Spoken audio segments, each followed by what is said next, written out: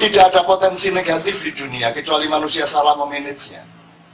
Tolong saya menjelaskan, tidak ada potensi, tidak ada energi negatif dalam hidup ini. Karena semua masih potensi, begitu ada di tangan khalifah dia menjadi energi positif. Ngentut itu energi positif apa negatif? Positif. Positif. Jajal kan gak ngentut sak minggu. Tidak ada. Allah sendiri nyun sawinaga ke Quran dikit. Allah mengatakan di Quran, dia suruh kita ngomong Rabbana ma khalaqta hadza batila. Wahai pengasuhku Rabbana, tidaklah engkau menciptakan semua ini untuk sia-sia. Loh, kenapa sih Tuhan yang bikin kalimat kok bukan kalimat dia ke kita, tapi kalimat kita ke dia? Kan kalimatnya bukan wahai manusia, aku tidak sia-sia menciptakan semua ini, kan enggak gitu. Kalimatnya adalah kita yang ngomong, Rabbana, wahai Tuhan, tidaklah engkau ciptakan semua ini untuk sia-sia. Karena Tuhan punya strategi dan diplomasi untuk mendorong Anda belajar. Kalau Anda sekarang ngomong, ya Allah tidak sia-sia, maksudmu piye sia-sia? Wong kamu belum tahu buktinya. Kamu studi dulu, kamu belajar dulu, kamu alami dulu bahwa ini tidak sia-sia. Setelah kamu mengalami eksplorasi kekhalifahan dan kamu tahu semua ini positif, semua ini bermanfaat, baru kamu bilang ya Allah Rabbana ma khalaqta hadza batila. Sekarang enggak, setiap orang ngomong Rabbana ma khalaqta hadza batila tanpa punya empirisme, tanpa penelitian, tanpa bukti bahwa ini tidak sia-sia. Jadi sebenarnya Tuhan mengejek kita. Makanya dia tidak bilang wahai manusia, tapi kita yang disuruh ngomong Rabbana ma khalaqta hadza batila. Nah, kita susah membiasakan diri untuk menafsirkan yang seperti itu. Kenapa sih kok kalimatnya dibikin begitu? Misalnya atiullah wa atiur rasul wa ulil amri minkum. Itu kan jelas, taatilah Allah, taatilah Rasulullah dan pemimpinmu. Yang pemimpinmu dia ada kata taatilah loh.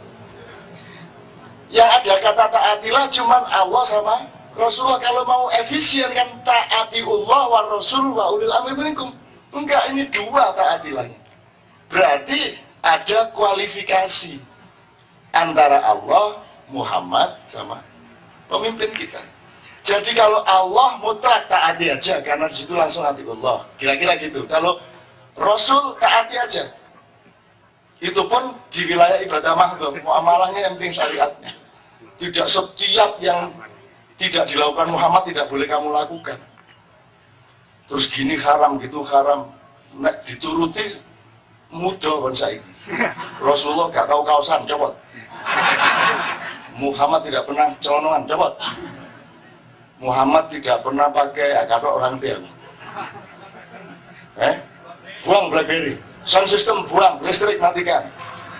Loh, kalau semua tidak boleh, yang kita harus taat 100% itu sebagaimana Rasulullah mengajarkan adalah ibadah mahdhah, sholat 5 waktu, syahadat yang 5 itu. Di luar itu mau bikin Demokrat, mau bikin PSSI, mau bikin majelis daun-daun, monggo sakarepmu kan gitu. Mau bikin wali band, mau bikin Sunan Kalijogo and the gang, sakarep-karepmu kono wis. Sunan Bonang Harley Davidson Club. Oh, wis dicampur kabeh, itu namanya menjual murah. Kalau kamu gunakan kata wali, mbok ya kamu pelajari apa itu wali dan kamu berperilaku meneruskan kewalian, kan kira-kira begitu. Ini enggak. Dewa dinggo, Dewi dinggo, Maharani dinggo, Maharono dinggo, Uwape dinggo, Rasulullah dinggo. Rasulullah kok ngebaki dalan. Rasulullah kok bikin orang naik motor enggak bisa. Bayi-bayi digendong oleh ibu-ibu terpaksa jalan kaki ke rumah sakit karena enggak bisa lewat. Kan begitu. Rasulullah kok kayak begitu. Rasulullah kok enggak pakai helm. Nah, angel meneh gitu. Ternyata enggak pakai helm karena Rasulullah enggak pernah pakai helm itu kan. Rusak kabeh, rusak kabeh. Terus ada lagi yang marah sama Ustadz Solmed. Kalau ulama harus berpakaian seperti ulama, tidak bisa berpakaian seperti orang biasa. Iku rumus tekondi. Ulama itu yang baik berpakaian sebagaimana orang yang paling miskin di antaramu. Gitu dong. Betul enggak? Ulama harus bisa jongkok sama orang yang nambal ban. Itu ulama. Ulama kok itu tuh ulama, itu lodrok di dunia.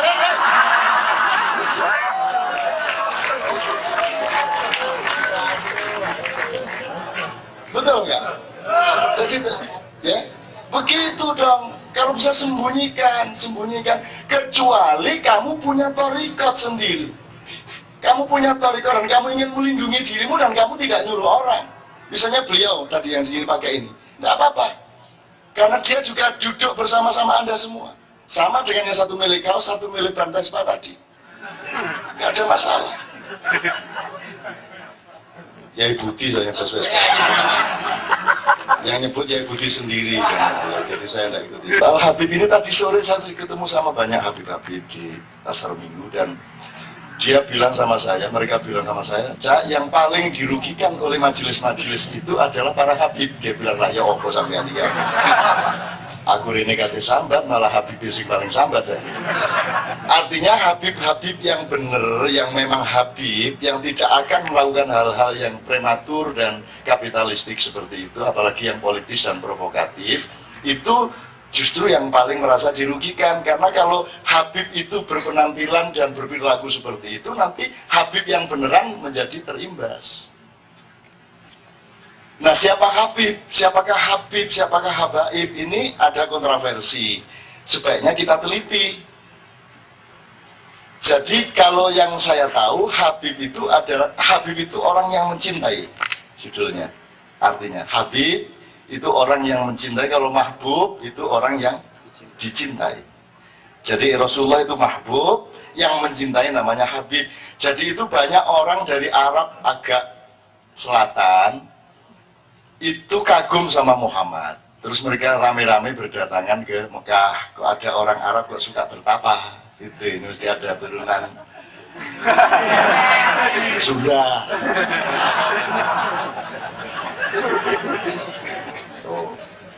Maka sangat mencintai, tapi mereka kemudian pergi dari Mekah karena mereka tidak tahan melihat perilaku di sekitar Muhammad.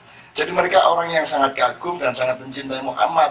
Itu juga datang dari Persia, karena Persia sendiri sebenarnya memang ahlul bait. Kalau Anda cari ginekologinya, genetikanya, orang Persia sendiri, meskipun Rasulullah tidak mengangkat Salman Al-Farisi sebagai ahlul bait, sesungguhnya dia memang sudah ahlul bait. Kalau Anda melihat sejarah nasabnya.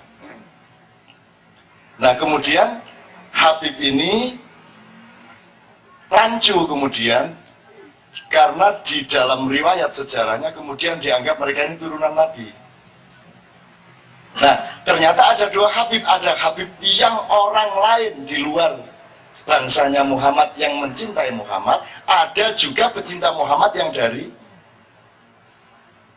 kalangan Muhammad sendiri, yang kemudian secara khusus disebut Ahlul Bait. Itu teman sekalian. Nah, antara Ahlul Bait sama Habib ini menjadi rancu, nggak jelas. Ada Al-Atos, ada Al-Gembu, ada Al-Kohol, ada Al-macam-macam. Allah yang menuduk, orang menuduk ya.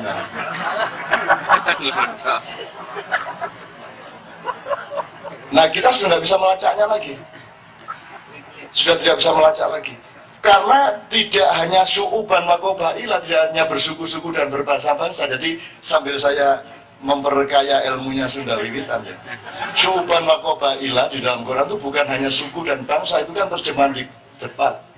Itu maksudnya satuan-satuan. Satuan kecil dan satuan besar. Dia boleh teritorial, dia boleh darah, dia boleh ideologi. Jadi ideologi yang berbeda itu juga syu'ub wa qabail. Ada aliran-aliran yang dasarnya bukan kesamaan darah, juga bukan kesamaan suku. Cuman di terjemahan depan kan suku berbangsa-bangsa dan bersuku-suku kan gitu. Maksudnya itu ya suku ideologi, ya suku estetika, suku macam-macam gitu. Jadi satuan. Jadi pluralisme terkandung di situ semuanya.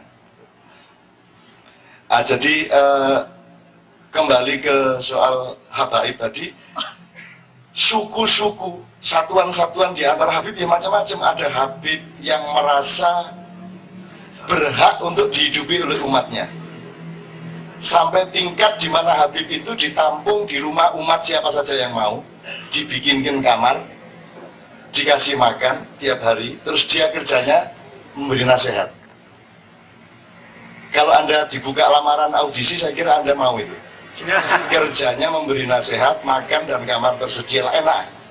Jadi esok-esok mari sarapan Rasulullah dulu itu ya. Ke nang gerdu, qala Allah Ta'ala gitu. Kok ketemu kucing, ya kucing. Kok ketemu kebo, innal kebo. Enak. Jadi ada Habib yang seperti itu. Artinya saya punya pengalaman-pengalaman pribadi. Ada yang sekedar merasa bahwa dia wajib meneruskan kearifan kelembutannya Muhammad, maka dia juga berlaku lembut dan arif, tapi tidak minta-minta. Dia jualan sajadah, dia jualan karpet, dia jualan dagang beneran gitu loh. Tapi di antara mereka ini sudah sangat rancu.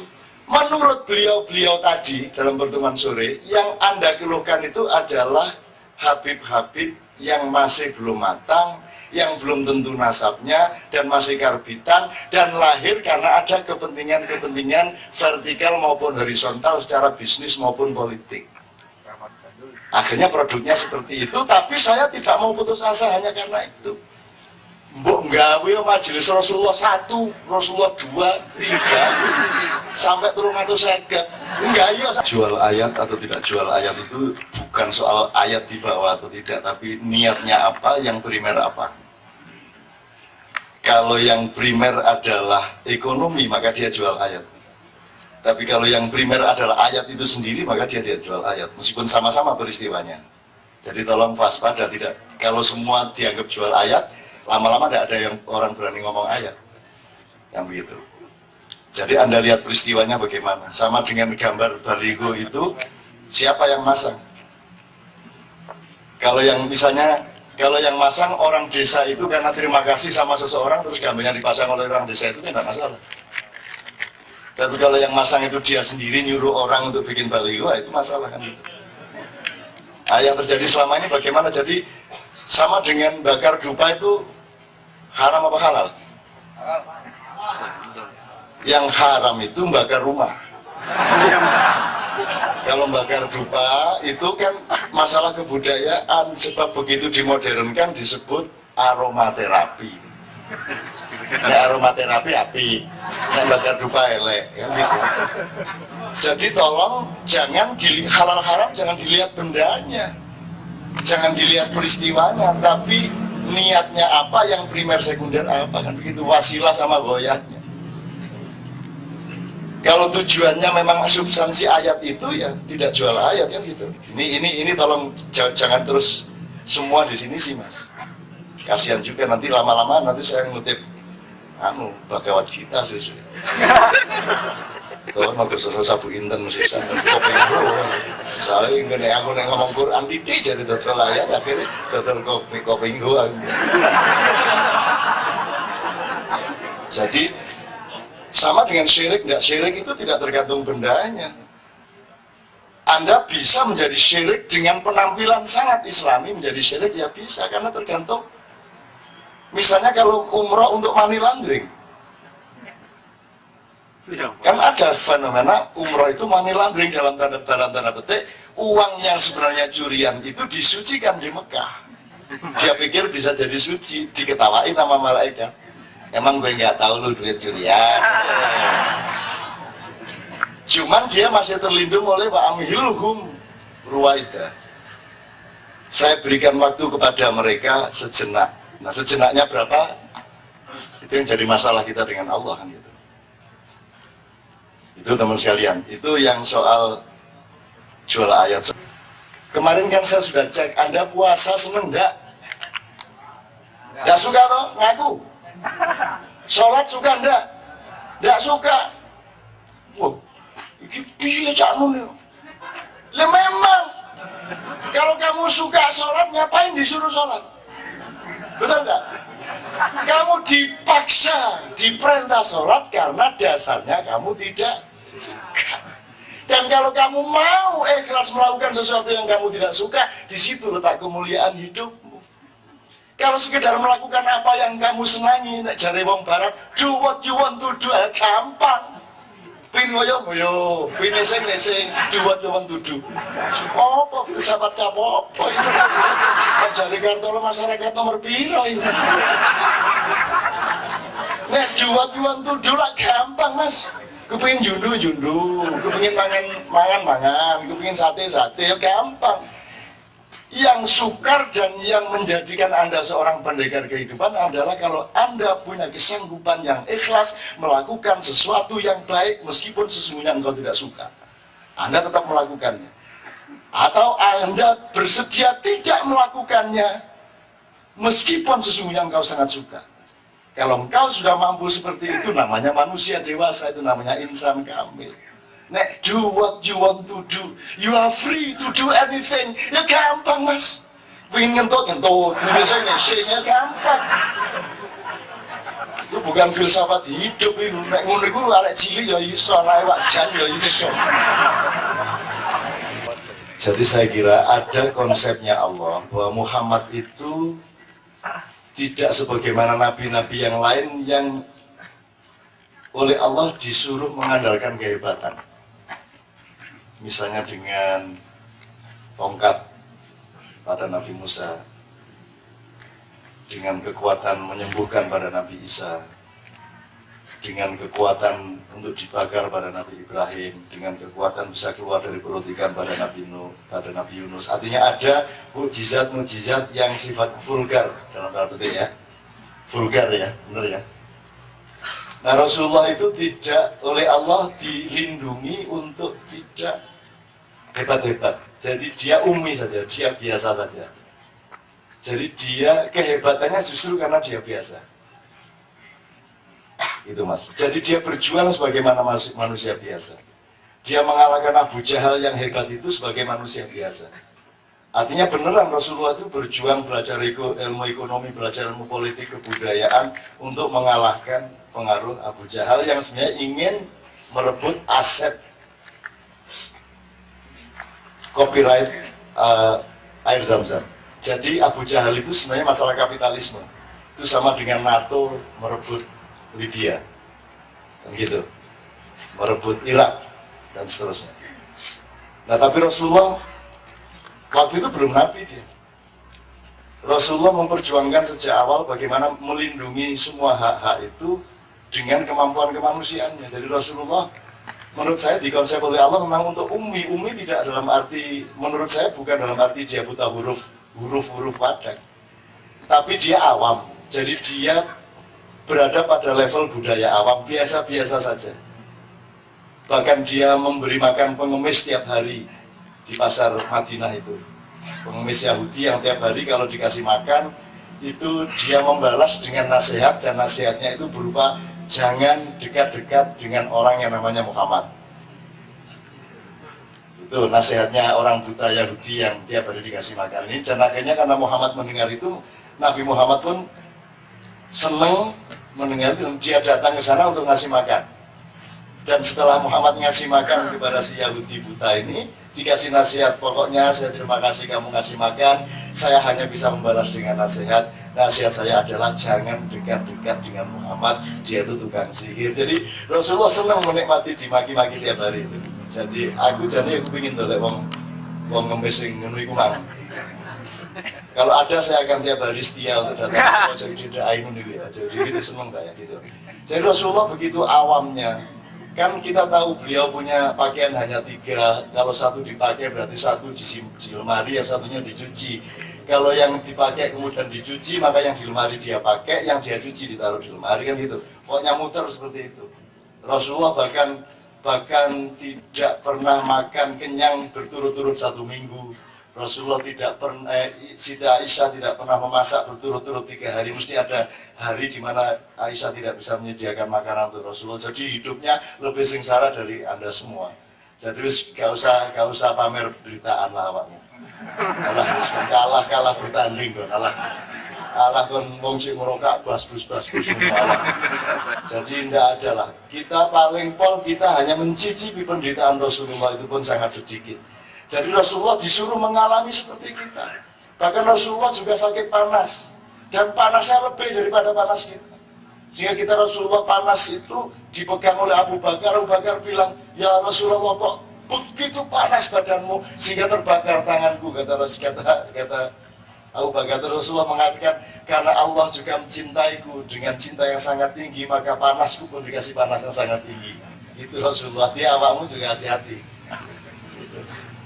Jadi Rasulullah itu pokoknya awam. Makanya ketika beliau ditawari, apakah Muhammad, apakah kamu mau menjadi nabi yang kaya raya dan raja?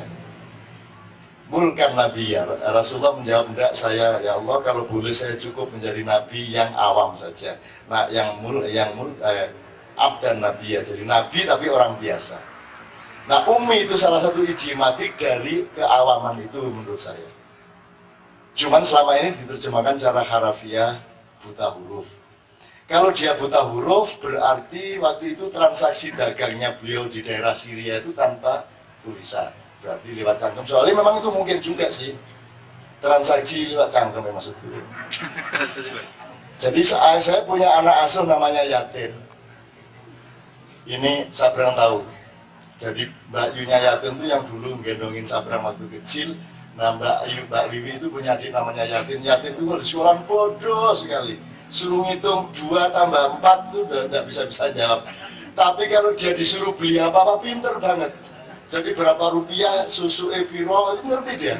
Jadi begitu praktek dia pinter. Begitu sekolah teori dia bodoh. Nah jadi pinter sama bodoh itu sebenarnya tidak jelas. Jadi kalaupun Rasulullah buta huruf itu tidak berarti dia lantas bodoh. Juga ketika Rasulullah didatangi oleh Jibril, ya Muhammad, iqra, bacalah, itu kan. Untungnya Muhammad kan bukan orang Jawa asli yang 100%. Kalau dia orang Sunda lebih gawat lagi. Saya tidak bisa logat Sunda, tapi saya coba jawakan. Kalau misalnya Nabi Muhammad orang Jawa, sampean itu ngakar ya apa? Ngongkon moco di buku nih, kan gitu ya. Gak gua buku ngongkon moco. Oh jelas aku buta huruf tuh ngongkon moco sampean itu apa?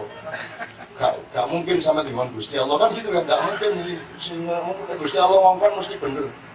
Oh saya disuruh baca itu mana bukunya, enggak. Saya juga enggak bisa baca kan gitu ya Mas. Itu kan mengasihkan Iqra tok itu Mas, itu jadi buku sangat besar, asik sekali itu. Iqra itu tok loh. Di situ sampai kepada kauniyah, kauliyah, sampai pada ayat alam semesta, ayat manusia, ayat tekstual, sampai pada yang disebut membaca itu adalah meneliti, menganalisis, mendata, menyimpulkan, menarik garis, jarak pandang, sudut pandang, sisi pandang, apalagi bro, cara pandang, itu Iqra tok Mas. Jadi sebenarnya kalau Quran itu isinya satu kata itu pun saya sudah setuju. Jadi sak buku gede tulisannya petang huruf alif, qaf, ro, alif nganggo hamzah, Iqra wis cukup wis. Malah lebih efektif itu. Iqra udah wis. Apal kabeh to. Dadi nek sembahyang tarawih cepet. Rabbana min bismillahirrahmanirrahim Iqra Allahu akbar.